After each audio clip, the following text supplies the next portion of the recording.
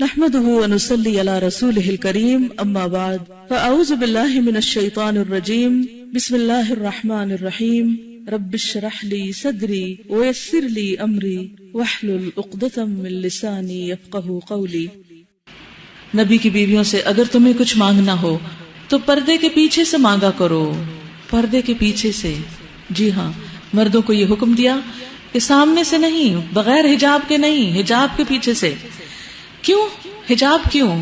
اس آیت کو under line کیجئے، یہ آیت حجاب کی ضرورت بتاتی ہے۔ یہ تمہارے اور ان کے دلوں کی پاکیزگی کے لیے زیادہ مناسب طریقہ ہے، یعنی اس سے دل پاکیزہ رہیں گے۔ حضرت انس کہتے ہیں کہ میں نبی صلی اللہ علیہ وسلم کا خادم تھا، بغیر اجازت آپ کے گھروں میں آتا جاتا تھا۔ ایک دن میں آیا تو آپ نے فرمایا میرے پیارے بیٹے ٹھہر جاؤ، تمہارے بعد ایک نیا حکم آیا ہے، اب بغیر اجازت اندر نہ آؤ، یعنی ان کے اوپر بھی اجازت ہوگی۔ پھر اسی طرح اس چیز سے بھی روک دیا گیا کہ کوئی مرد کسی عورت کے ساتھ اکیلے بیٹھے کسی کمرے میں، خواہ کوئی بھی کام ہو۔ رسول اللہ صلی اللہ علیہ وسلم نے فرمایا عورتوں کے پاس جانے سے بچو۔ اس پر انصار کے ایک صحابی نے عرض کیا یا رسول اللہ، دیور کے متعلق آپ کی کیا رائے ہے؟ بردر ان لا جو ہے۔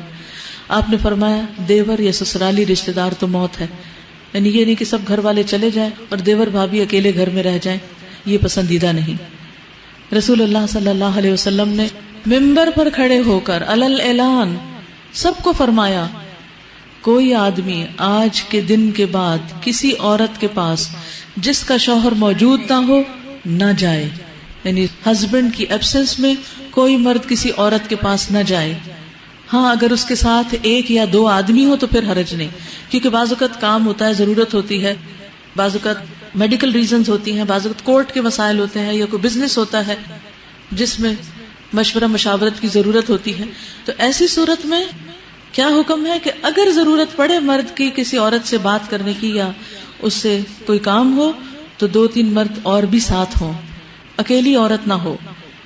جیسے آج کل ہمارے دفتروں کا کلچر بن گیا ہے، ایک لڑکی ایک لڑکا بیٹھ کے کام کر رہے ہیں، ہنسی مذاق چل رہا ہے، گپ شپ ہو رہی ہے، اسلامی لحاظ سے بالکل ممنوع ہے۔ آپ نے فرمایا کہ شیطان انسان کے جسم میں خون کی طرح دوڑتا ہے، تو شیطان جہاں موجود ہو وہ مرد اور عورت کا دل پاک کہاں سے رہنے دیں گے؟ تو دلوں کی پاکیزگی بھی ضروری ہے۔ ذالکم اطہر لقلوبکم وقلوبہن، یعنی کوئی یہ نہیں کہہ سکتا کہ ہم کون سا کوئی برا کام کر رہے ہیں، کیونکہ انسان بظاہر اچھا کام کرتے ہوئے بھی اگر اپنے دل پہ پھر قابو نہ رکھ سکے اور انجام کار میں کہیں برا کر بیٹھے تو پہلے سے ہی حد بندی کر دی گئی، سد ذریعہ کر دیا گیا کہ جس ذریعے یا جس راستے یا جس دروازے یا جس ونڈو سے حرام تک انسان جاتا ہے وہ ونڈو بند کر دی جائے۔ آپ بچوں کے ساتھ ایسا نہیں کرتے کہ اگر آپ نے کوئی ایسی چیز رکھی ہو کہ جس میں آپ کو ڈر ہو کہ ہاتھ ڈالیں گے یا خلل اندازی کریں گے تو آپ کیا کرتے ہیں؟ دروازہ ہی بند کر دیتے، لاک کر دیتے، چیز کو اوپر رکھ دیتے جہاں ان کا ہاتھ ہی نہ پہنچے۔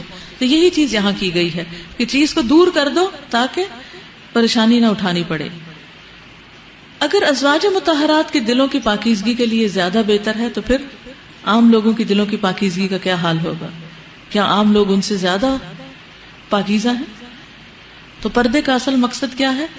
قلب و نظر کی طہارت اور عصمت و عزت کی حفاظت، کیونکہ عورت کی عزت و عصمت بہت قیمتی ہے، عورت بہت پریشیس ہے، وہ مردوں کے لیے کھلونا نہیں۔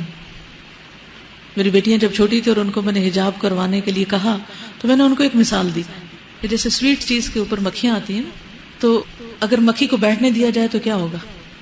گندی ہو جائے گی، وہ چیز کھانے کے قابل نہیں رہے گی، بیکار ہو جائے گی۔ تو اسی طرح ایک عورت جو ہوتی ہے نا بہت سویٹ چیز ہوتی ہے، اور مردوں کی نگاہیں جو نا مکھیوں کی طرح ہے، تو آپ نے اپنے اوپر نہیں بیٹھنے دینی، آپ نے اپنے آپ کو ان سے بچا کے رکھنا ہے۔ وہ صرف اتنی بات تھی، بات سمجھ میں آ گئی کہ ہاں واقعی ہم کیوں اپنے اوپر مردوں کو نگاہیں ڈالنے دیں۔ تو پردہ کرنا بھی آسان اور اس کا مقصد اور طہارت جو قلب و نظر کی اور ویسے بھی عزت و آبرو اور عصمت کی حفاظت وہ بھی اس میں موجود۔ تو کسی بھی طرح سے آپ اگر یہ سمجھیں کہ اللہ تعالیٰ ہمارے لیے ہماری ماں سے بڑھ کر ہم سے محبت کرنے والا ہے تو وہ احکامات ہمیں کیوں دے رہا ہے؟ وہ ہمیں پروٹیکٹ کرنا چاہتا ہے۔ حجاب عورت کی پروٹیکشن کے لیے ہے، عورت کی حفاظت کے لیے ہے، عورت کو بہترین مقام دینے کے لیے ہے۔ حجاب عورت کو مردوں کے ہاتھوں کھلونا بننے سے بچاتا ہے۔